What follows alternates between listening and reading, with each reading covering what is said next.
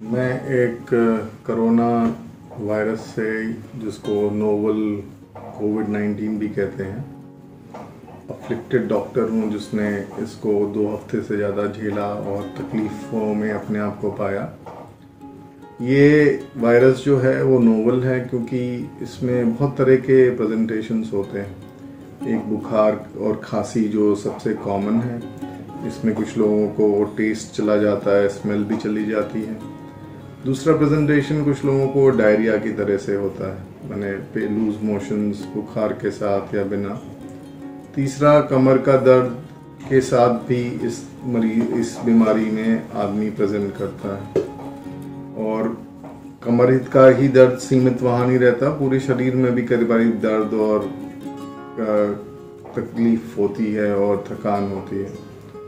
इसके अलावा अगर आपको कोई भी बीमारी है, जैसे अगर आप रोगी हैं जिसमें आपको हार्ट के खून की नसें जकड़ी हुई हैं, तो आपके एंजाइना के सिम्टम्स बढ़ जाएंगे। अगर कहीं ब्लीडिंग होती है तो पेट में, या गैस्ट्राइटिस है तो वो सिम्टम्स भी बढ़ जाते हैं। अगर कोई समस्या है, जैसे आपको दिमाग में स्ट्रोक की टेंडेंसी है, तो स्ट्रोक होने के भी चांसेस बढ़ जाते हैं जब ये बीमारी होती है। ये बीमारी में जो वायरस का एक्सपोजर आदमी को होता है उसके 4 से एवरेज 4 दिन में, लेकिन 1 दिन से 14 दिन के बाद तक आदमी को ये चीज़ें हो सकती हैं। ज़्यादातर लोगों को सिम्टम्स या तो बहुत ही माइल्ड होते हैं या ना के बराबर होते हैं, और ऐसे लोग 66% होते हैं। और ये लोग जल्दी से निकल जाते हैं, बुखार सेटल हो जाता है और ठीक हो जाते हैं। अगर आप ऐसे स्टेज में हैं कि बहुत ही माइल्ड सिम्टम है, 1-2 दिन का वो आया है, तो आपको कुछ चीज़ें देखनी पड़ती हैं। एक तो बुखार का जो मॉनिटरिंग है वो आपको करेक्ट करनी पड़ती है। अगर सैचुरेशन आप नाप सकते हैं, घर के पास कोई क्लिनिक है, डॉक्टर साहब हैं, या खुद आपके पास मशीन है तो उसमें नाप सकते हैं 1-2 बारी।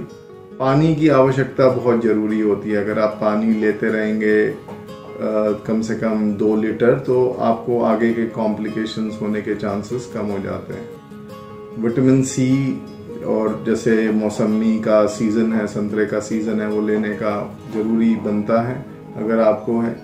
और जिंक और विटामिन्स लेना भी बहुत ही आवश्यक है। तो ये मल्टीविटामिन्स ओवर द काउंटर चीज़ें हैं जिसके लिए आपको प्रिस्क्रिप्शन नहीं चाहिए होते, लेकिन आपको मिल सकती हैं ये दवाइयाँ, और फ्रूट्स तो आपके पास अवेलेबल होते ही हैं। अगर आप सिम्टम्स से ज़्यादा होते हैं, आपका बुखार नहीं टूट रहा है, आपका या बुखार बढ़ रहा है, या आपके ऑक्सीजनेशन में प्रॉब्लम हो रही है, तो आप ज़्यादा समस्या में हैं। डॉक्टर अपने घर के पास वालों से ही पहले संपर्क में आना चाहिए, फिर जैसा वो बताएं उनके हिसाब से दवाइयाँ लेनी चाहिए।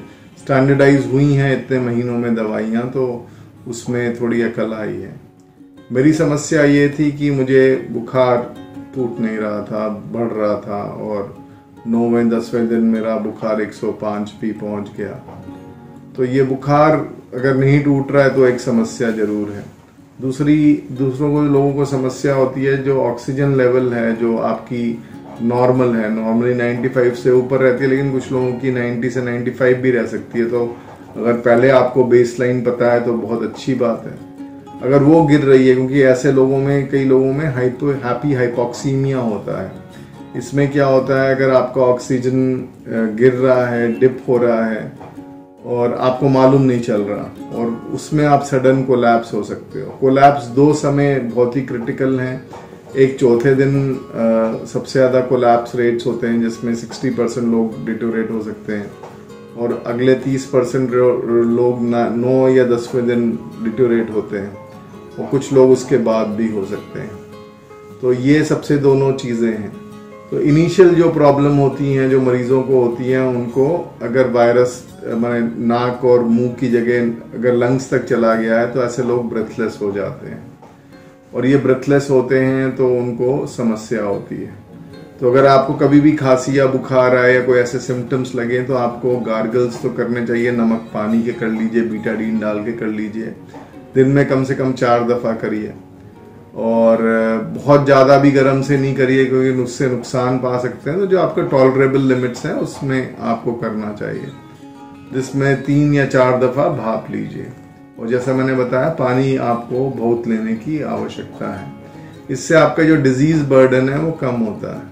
थोड़ी सी भी सांस लेने की समस्या, ब्रीदिंग एफर्ट ज़्यादा या सैचुरेशन ज़्यादा कम जा रहा है तो आप हॉस्पिटलाइजेशन की कैटेगरी में जाते हैं। अगर फीवर नहीं टूट रहा है और फीवर बढ़ रहा है तो आपको उसमें भी थोड़ी चिंताजनक बात होती है। अगर सिम्टम्स बाकी ठीक है, फीवर नहीं टूट रहा है, तो कुछ ब्लड टेस्ट हैं जो आपके डॉक्टर्स आपके घर के पास के लिखेंगे तो वो आपको करवाने, जिसमें जो सबसे इम्पोर्टेंट है आपका कंप्लीट हीमोग्राम है, CRP है, डी डाइमर है, LDH लेवल्स हैं और ट्रोपोनिन लेवल्स हैं। तो ये आपको करवाने हैं। ये नॉर्मली आपको जब सिम्टम्स बढ़ रहे हैं, ठीक नहीं हो रहे हैं, या अगर आपका फीवर नहीं टूट रहा है तो 9 डे के आसपास करवाने हैं। तो सबसे पहले जो समस्या होती है, जो पहले वीक की होती है, वो निमोनिया जैसे मैंने बताया आपको होती है।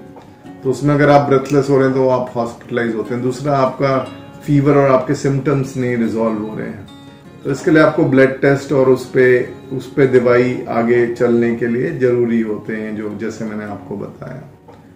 फीवर, इसके ट्रीटमेंट मोडालिटीज बहुत स्टैंडर्डाइज होने लग गए हैं, इसलिए आउटकम्स बेटर हैं अपने देश में, क्योंकि इतने देशों से फैल के आया है। तो एक्सपीरियंस क्लिनिकल हजारों लाखों करोड़ों मरीजों का, अभी करोड़ तो नहीं हुए लेकिन हाँ लाखों मरीजों का जो एक्सपीरियंस है वो आ गया है, तो उसमें थोड़ी स्ट्रीमलाइन हो गई है। पैनिक करने की आवश्यकता नहीं है, लेकिन क्या है कि अनफॉर्चुनेटली इस बीमारी में 2 से 4% लोगों की मृत्यु होने के चांसेस होते हैं। तो वो चांसेस आपके कम रहेंगे कि अगर आप बीमार नहीं हैं तो अपने आप को फिट रखिए। कम से कम 40 से 45 मिनट, अगर कहीं नहीं चल सकते तो कमरे में ही चलिए। थोड़ी ब्रीदिंग एक्सरसाइजेस जो प्राणायाम, कपालभाति है वो करिए, और थोड़ा सा ये जो विटामिन्स हैं वो लेते रहिए। और आपको कोई आपका देसी नुस्खा है या आपको लगता है किसी में आपको विश्वास है जो आपका इम्यूनिटी बढ़ाता है तो वो आप ले सकते हैं। पैनिक करना अक्लमंदी नहीं मानी जाती है।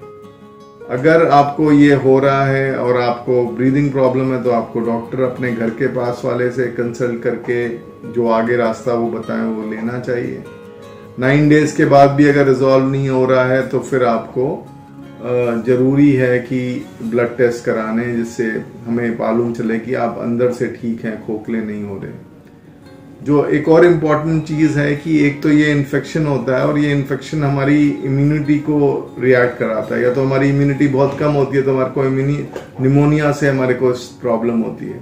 लेकिन दूसरी चीज है, जो हमारी बॉडी की इम्यूनिटी इस वायरस से जो लड़ती है वो एक तरह का तूफान मचाती है शरीर में।